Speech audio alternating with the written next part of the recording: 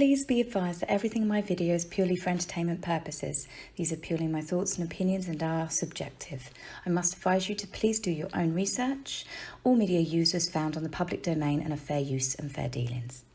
Hey everyone, I'm off out. Yeah, I didn't get this dressed up for you guys. It is literally date night. So when I finally got my hair cut, glammed up a bit, I look like a fake tanned. I swear I haven't. This is my tan from Christmas. But I think it's different lighting because I normally film during the day. But yeah, I was like, oh, I look really brown. So anyway, that's enough about me. We've had some really interesting news come out. The royals are out and about in full force, especially now that all these restrictions have lifted. So I am going to do a mishmash video, or someone in the comments the other day said I'm a bit like a drunken sailor. So what have we got for you? Firstly, one of the Rolling Stones, him and Keith Richards, I don't know how they're alive to this day, the amount of drugs that they took when obviously the Rolling Stones were absolutely huge. But Ronnie has actually taken up arts and he happens to be very good at it. And he's done a portrait of Prince Philip. And I think it's absolutely fantastic. I mean, I'm useless with it, charcoal, with paint. I think the only thing I can do is sculpt. But yeah, it's just phenomenal. I think he intends to give it to the Queen as a gift, but it's absolutely wonderful. Definitely worth a mention. In another story, the Duke of Kent, we have seen the front cover of his autobiography, which is coming out. The Duke of Kent is also known as Prince Edward. He is the Queen's first cousin. I'm actually toying with the idea of doing a video on him, maybe next week or the week after, just to give you guys a little bit of information about him and how he has actually played an integral part to the Queen's reign. So he's releasing his autobiography and it's going to luckily coincide pretty much when Harry's comes out. I know which one that I would find more believable. That's not to say that Harry's is going to be completely fictional and full of lies and completely written through the eyes of Meghan, his wife. By any means, it could be incredibly truthful because Harry has got a track record at the moment of being really, really honest. We've had Camilla doing a couple of solo visits. I believe that these were done on the 2nd of February. And she went and she visited Battersea Dogs Home. This is the Brands Hatch branch. I've actually been there when I was looking to adopt a dog some time ago. She was there with Paul O'Grady. I love Paul O'Grady. He used to be famously Lily Savage, but you know, a really funny sort of drag act. He is an absolute animal lover. He was doing a Christmas program. I don't think it was on last year. Not that I would have watched it because it always makes me cry, but he rehomes dogs and you donate to the shelters and especially animals that have been in there for some time. So it's a really, really lovely thing. Camilla is a complete animal lover and you can see a short clip here of her meeting some of the guard dogs, shall we say.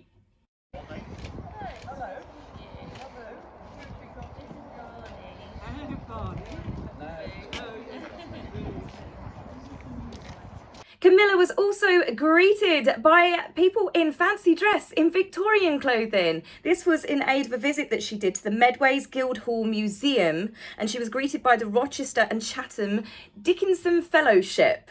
Obviously, Dickinson being the main word there that gives the game away as to why they were dressed in Victorian outfits. And then we had a very colourful visit to Chinatown. It was the Chinese celebrations of the Chinese Lunar New Year. It is now officially Year of the Tiger. Camilla and Charles went there together and they joined in the ceremony, the waking up of the sleeping, dancing lions. I know it's Year of the Tiger, but these are magical. I've been to Chinatown. I have a lot of fond memories of Chinatown in London. My dad used to live in Milton Keynes, so I used to travel up and I used to meet him halfway because it was quite a long journey otherwise, and spend the day in London because my dad was originally a Londoner from Elephant and Castle. So Chinatown was one of my favourite places. I think Chris Jackson was there. I'm pretty sure I saw Getty images. Chris Jackson is my favourite photographer that takes pictures of the royal family. Camilla and Charles were both wearing lucky red to match with the celebrations. Now, one of my favourite stories that's come out, and I've got a video clip for you, yay! I'm a massive fangirl of the Duchess of Cambridge. Well, as I said in the video 2 videos ago, I don't know, I lose track. But anyway, she has now been given the patronage, She's now become the patron of the Rugby Football Union and League, taking over from Prince Harry's position. She is just a sporting queen. I mean, she had so much fun. She was running, she was scrumming. She literally scrummed with 2 of England's rugby players, Jamie George and Ellis Genge. And she just was having a right crack. And this is one of those things that I just love about her. They said that Meghan Markle didn't like the idea of just being a civil servant in a tiara. Does Catherine look like a civil servant in a tiara, just prancing around in jewels and ball gowns? No, this is the real Catherine. This is the fun Catherine. This is the Catherine that William loves, that the public love. Catherine has obviously been incredibly sporty her entire life, and you can tell that's why she's built like a whippet. And she was having a great time. This video, this really made me laugh. She was with a couple of the England female rugby players, and well, it was just a mix of, I think it was just everyone was there really. And they basically picked her up in the air, and you can hear, I don't know who the rugby player is, so my apologies, but you can hear her explain to Catherine that when she picks her up, she might actually touch her bottom. And Catherine was such a sport. I just wanted to make you aware before you stepped there. Oh, I'm so sorry.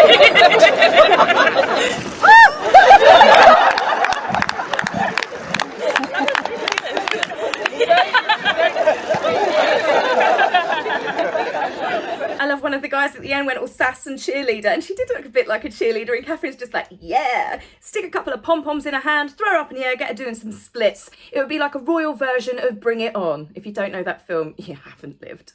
Now let's get on to Harry and Better Up. He never disappoints, does he? He's becoming like a, I don't know, like a real hippy-dippy Dalai Lama sort of person, but just one of the fake ones, you know, that runs these retreats that rich people pay hundreds of thousands of pounds to listen to. Absolute waffle. And Harry knows how to waffle these days. So between the two of them, it's just a lot of words. It's this woke, crazy world where I think only super rich people that have never had a job in their life or have never had to worry about money can actually say this with a straight face. So Harry was taking part to talk to employers, or business leaders as they call them, because Harry is a father, a husband, as he reminded them several times, and a new business owner. So Harry now, he's got the lowdown. So employers around the world, please tune in and listen. Bearing in mind, Harry last year famously made some serious headlines when he told people, if you are really unhappy in your job, you just quit.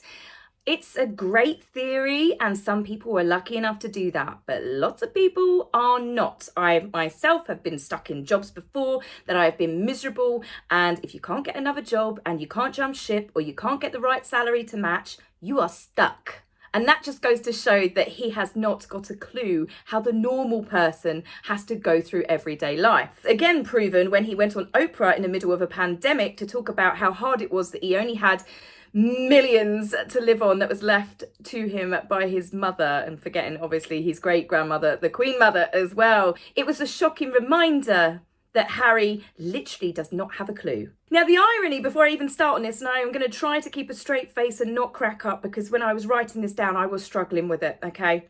Harry was speaking to business leaders, employers, about employee productivity. Yes, the man and his wife that Spotify and Netflix are now having to employ their own staff to make something, so at least Archwell can say that it did something, anything. And he's going to be talking about productivity, but he has come out with some corkers. Harry is lecturing employers on how to treat their staff.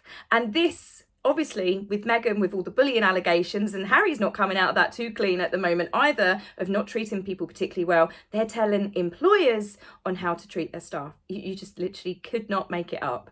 So this is in no particular order. These are just the main ones. You can go online and read everything that he said, but I'm going to say you probably need a stiff drink to go with it, especially if you are an employer or a business owner. Surround yourself with life coaches. You need to have someone there who is not only coaching you through life, but challenging your perspective. I've got one of them. I married him. He challenges me all the time. Surround yourself with friends who will happily wash your mental windscreen and clear those filters. There is an endless filter system of what you think is happening.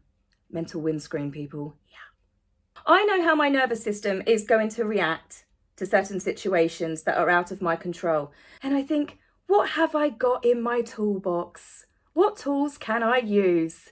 Hopefully the Black & Decker child version tools, Harry. You might hurt yourself. Here's another golden nugget. If you work your way around your problems, visualise them falling away, turn negative into positive, and it's like a superpower.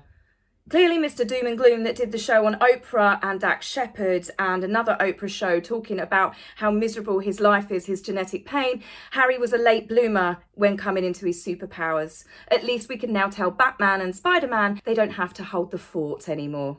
Now this is a corker, and if you are an employer or a business owner, I'd say get that vodka or that glass of wine in your hand. Harry's turned around and said to business leaders they need to tell their staff, you know what? Everyone is going to have today to focus on themselves. Yeah, I can see you drinking that drink. Next up we have, from an employer's perspective, because Harry knows, because he's an employer, didn't you know? You can't expect people to put in the work on themselves when you're not giving them time to do that. Employers should say we are going to factor that into your routine at work. You don't go into work to tell your boss that they're meant to give you time off to work on yourself. It won't end well unless you work for one of these Silicon Valley hippie companies. So Harry kept on about meditation, babbling on about you must find time to work on your inner self like a guru that he has now become. This has led to people absolutely destroying him on social media. There have been lots of comments from lots of people. The Sun has run an article in today's newspaper calling him Prince Harry Krishna. And he does seem like he is becoming like a cult leader of some weird far out there hippie commune from the 1960s. Harry is very much less Dalai Lama and more Yaks the Yak from Zootropolis, in my opinion. I mean, it's not bad advice, finding time for yourself. You know, we all do like to try and do that when we can. But it's what he follows on with which ruins it. If everybody did do inner work, the shift in global consciousness and awareness would be enormous. Alrighty then. So how much do you have to pay to have a better up coach in your life? Well, all of these little gems of golden information coming from Harry can be yours and more for just $499 per month, £364 if you're in the UK, and if you sign up early they will give you a discount. So don't be quitting your job just yet, because there'll probably be a contract that you have to sign, and if you're unemployed because you've been sacked for being too cheeky to your boss, or they've laughed you out of the office, or you've just decided that you're just not happy and you've quit, you're still going to have to pay that bill. Now, finishing up with this one, life is about learning. And if you're in your 20s, 30s, 40s, and even in your 50s, and you think you got it sorted, then bad stuff is going to happen. But when the bad thing does happen, I think there's a lesson here. I'm being schooled by the universe. Well, all I have to say is good luck, universe, because Eton tried to school him, the army tried to school him, and I think you're going to need all the luck you can get. So that's it for this video, guys. I will tell you about my date night because I'm going to an animal photography exhibition. Yes, very flash. Right, see you later, guys. Bye. If you like my video, please remember to like and subscribe. Please, angry typist, you will be blocked, so save your fingers the time. If you would like to buy me a coffee, please go to my About page and click the link. Love, Taz.